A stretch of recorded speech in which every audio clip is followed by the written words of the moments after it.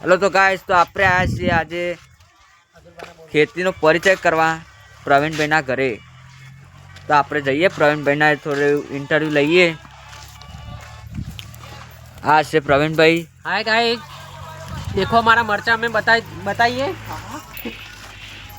हमारा बहुत ही तो જોઈ શકો આ યુવાનો તબેલો છે ભેંસોનો। તમે જોઈ શકો 2-3 ગાયો છે। આ દૂધી વાયેલી છે પણ બહુ 2-3 મહિના થઈ ગયા છે। આ જોઈ શકો અમારો મરચો, આ મરચો આવા બેઠો છે। મરચોની ખેતી કરી છે। હા, મરચોનો કોઈક પરિચય આલી દો તાને ડો। આ મરચો અમે ઓમાંથી 10-15 હજાર નો લીધો છે મરચો। આટલી ખેતી કરી છે। 600 વઠા હતા।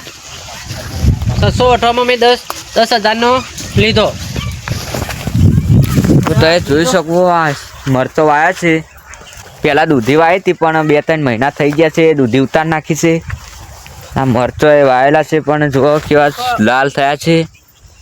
પછી બતાવીએ એમને 1-2 ટોમેટો વાયા છે। આ લસકો વાયો છે। તો તમે કહેજો આ ટોમેટો કઈ જાતનો વાયા છે, કઈ બિયારણ વાપર્યું હતું? બિયારણ તો કોઈ નહીં, અમે માઠીથી લાયા હતા। એમાં 4-5 વઠા છે। હા, તમે જોઈ શકો 3-4 વઠા જ વાયા છે। પણ ડેટો આવ્યો તો ડેટો શું આવ્યું ભાઈ? એ ડેટો 4-5 વઠા છે પેલા રે। જો ડેટો જોઈએ આપણો। ડેટો પણ હજુ આવ્યો નહીં। આયો તો બધો વેણી લીધો છે। એટલે વેણી કાઢ્યો નહીં? 2 કિલો જેવો આવ્યો હતો તો વેણી લીધો છે શાક કરવા માટે। હા, તો જો ભાઈ કે ટમેટો વેણી કાઢ્યો। આ તો ટમેટો જો ડેટો વેણી કાઢ્યો। આ પછી આ લસકો, આ લસકો આવ્યો છે, તમે જોઈ શકો। મૂરા વાયા છે, પછી મેથી વાવી છે, અને આ ગુલાબના ફૂલ।